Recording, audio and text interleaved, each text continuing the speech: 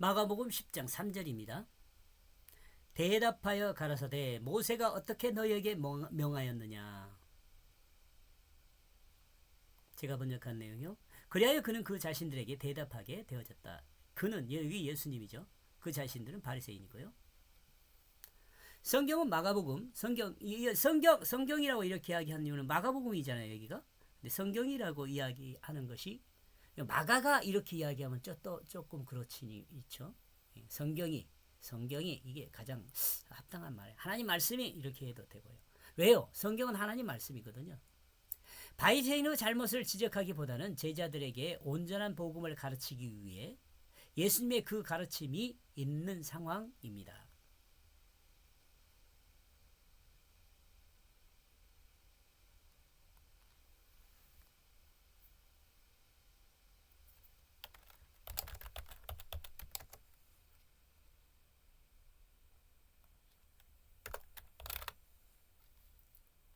이렇게요.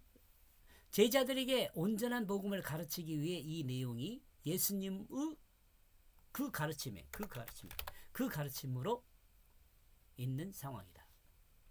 이것은 여러분 좀 생각을 해야 된다. 철저히 저는 철저히 성경 말씀이 하나님 말씀이라고 고정하고 있거든요. 그러니까 그렇기 때문에요.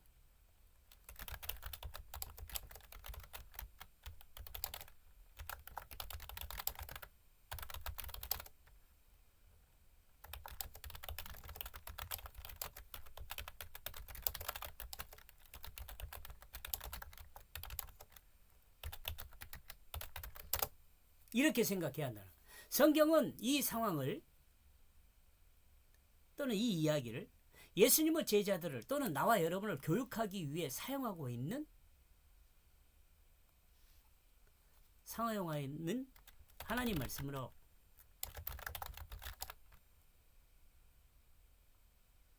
말씀이다.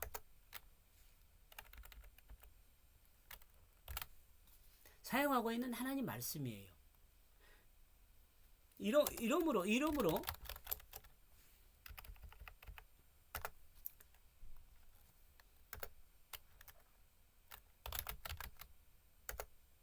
나와 여러분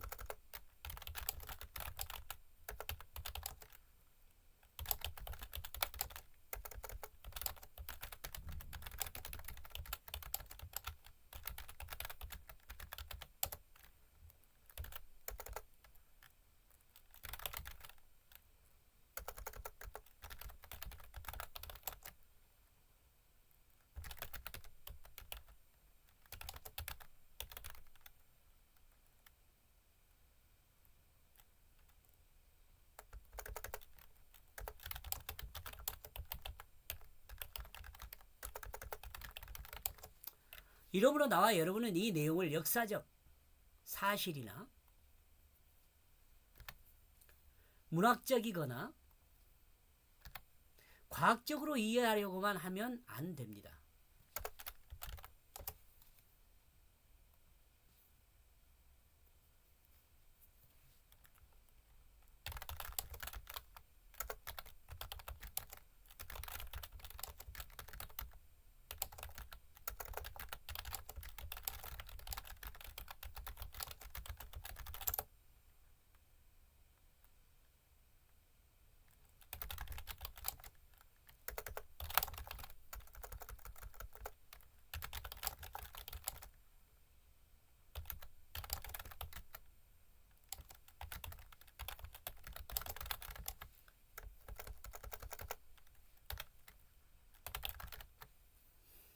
자, 나와 여러분 이해하려고만 하면 다시요. 나와 여러분은 이 내용을 역사적 사실이나 문학적이거나 과학적으로 이해하려고만 하면 안 됩니다. 하면 안 됩니다. 역사적으로도 도움을 받을 수 있으면 하나님 뜻을 이해하는 도움을 받을 수 있으면 받아야죠. 문학적도 마찬가지, 과학적도. 근데 이 문학적으로만 보고 과학적으로만 보고 역사적으로만 보면 안 된다는 거예요. 왜요? 나와 여러분이 성경을 이해할 때는 이와 같은 도구, 요건 다 도구예요. 도구, 역사나 문학이나 과학, 심지어는 성경 말씀까지도 도구예요. 도구를 사용하여 하나님의 뜻을 아는 것에 집중해야 한다는 거예요. 하나님의 뜻을 아는 것에 집중해야 돼요. 하나님이 성경 말씀을 통해서 나에게 뭘 말하는 것을 아는 것이 더 중요하지, 역사적으로 이게 사실이냐 거짓이냐 이런 것이 중요하지 않아요. 이런 걸 사용했으니까. 하나님은 이스라엘 역사를 사용했어요. 하나님은 바울의 역사를 사용했어요. 바울의 생각을 사용을 했어요. 사용을 누구를 위해서? 나와 여러분이 하나님 뜻을 알게 하기 위해서 사용하신 거란 말이죠. 그러므로 비록 바리새인들에게 문제가 있지만, 또 바리새인들의 시험함도 있지만, 이에 응하는 예수님의 제자들을 이에 응하는 예수님은 이렇게 바리새인의 질문에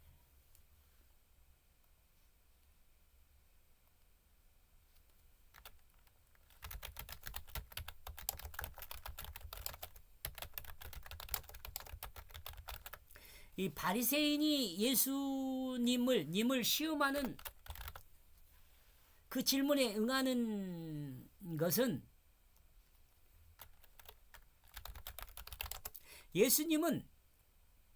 예수님이 제자들을 가르치기 위함이라는 거죠. 예수님이 제자들을 가르치기 위함이라고 봐야 할 것입니다.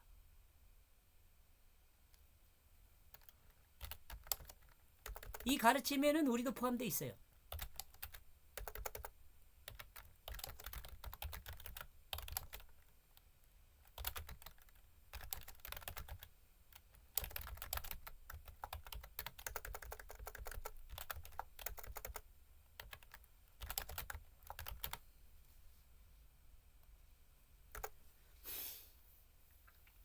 그러므로 제자들이 이와 같은 상황에서 어떻게 문제를 해결해야 할지를 가르칩니다. 다만 바리새인들이 예수님께 질문하는 이 기회를 통해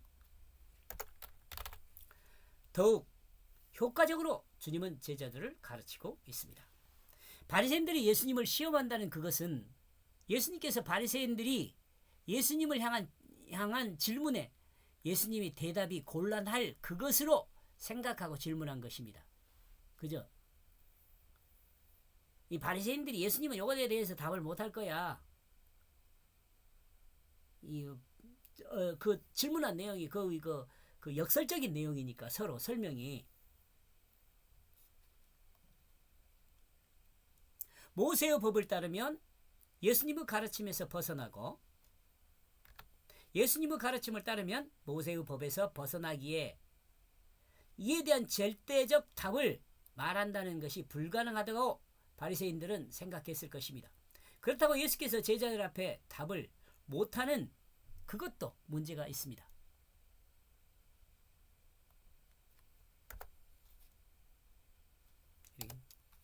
그러므로 성경은 이를 바리새인이 예수를 시험한다고 말하고 있습니다. 모세가 너에게 명한 것이 무엇이냐? 지금 모세가 명한 것. 신명기 24장 1절에서 49절 내용인데요.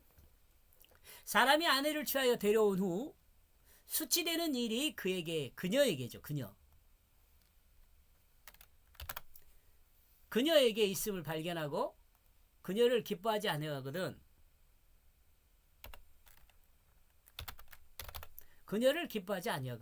이혼 중절을 써서 그 손에 주고 그를 자기 집에서 내어 보낼 것이요.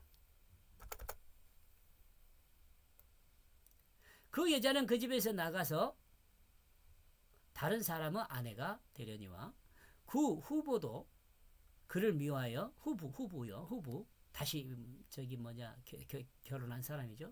미워하여 이혼 증서를 써서 그 손에 주고 그를 자기 집에서 내어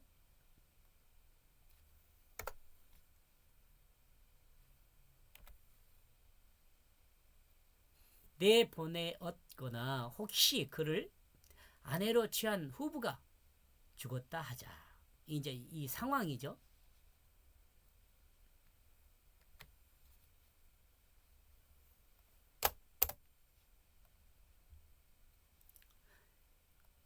그 여자가 이미 몸을 더럽혔은 즉 그를 내어보낸 내보낸 전부가 그를 다시 아내로 취하지 말지니 이 일은 여호와 앞에 가증한 것이라. 내 하나님 여호와께서 내게 기업으로 주시는 땅으로 너는 죄를 범케 하지 말지니라. 이 땅이란 개념을 좀 여러분이 명확히 하고 있으면 이런 뭐 별로 문제가 되지 않은데요. 예, 그렇습니다.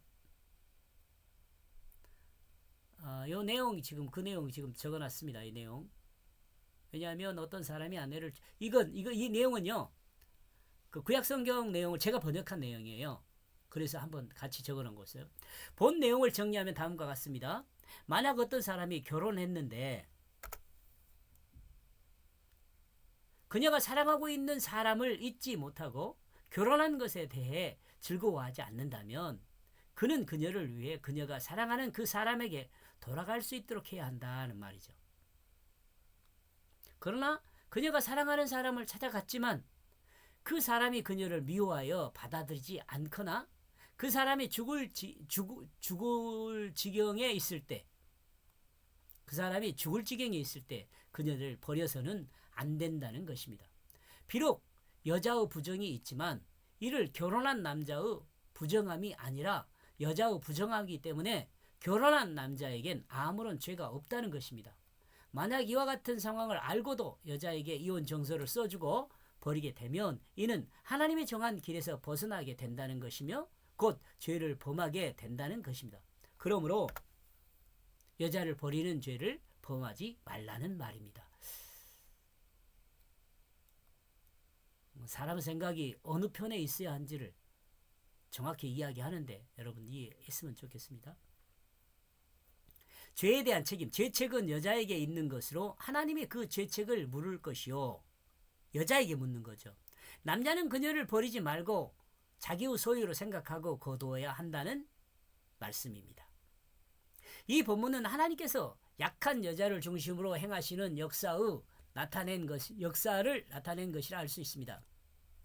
바이세의 생각으로도 모세의 이 말씀은 약간의 문제가 있다고 생각했을지 모릅니다. 아니면 앞에서 언급하고 있듯이 예수님이 가르침과 모세의 명령이 서로 상충된다는 그것을 발견했기에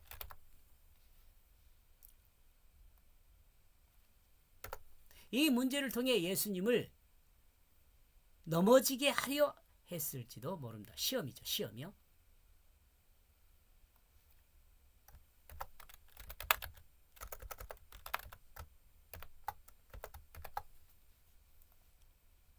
모세가 신명기에서 말하고자 하는 내용은 약한 여자에 대해서 합법적이라는 것은 여자의 불륜을 이유로 버리는 것에 그 포인트가 있는 것이 아니라 여자가 죄를 범하여 정말 용납하기 힘든 상황에도 여자를 버려서는 안 된다는 것을 말하고 있는 것입니다. 이스라엘 사람들은 신명기 24장 1절만 생각하면 부정한 여자를 집에서 내어 쫓는 것은 합법적이라고 생각할 수 있습니다. 그러나 3절과 4절을 생각하면 여자에게 이혼 정수를 써주고 버리는 것에 그 포인트가 있는 것이 아니라 버리지 않는 것이 그 목적이란 말이죠. 죄에 대한 벌은 하나님께서 행하실 것이되 남자는 자신의 길에서 주어진 길을 하나님의 뜻에 따라 행하면 된다는 것을 말하고 있습니다. 하나님의 사람은 하나님 앞에서 사람을 정죄하는 것보다 자신의 의무를 행함으로 자신의 의를 하나님 앞에 드러내는 그것이 더 정당하다고 말하는 것이죠. 유대인들은 이 내용을 전체적으로 정확하게 이해하지 않고 부분적으로 자기들의 마음대로 해석하여 유익한 것은 취하는 과정에서 자신들의 잘못된 것을 발견하고 이에 대한 문제점을 예수님께 질문한 것으로 볼 수 있습니다. 3절 그리하여 그는 그 자신들에게 대답하게 되어졌다. 모세가 너희에게 명하게 된 그것이 무엇이냐. 요 말씀을 좀 잘 알아라는 거죠. 예수님 모세의 말씀을 예로 그 답을 찾으라 했습니다. 여기까지 보겠습니다. 고맙습니다.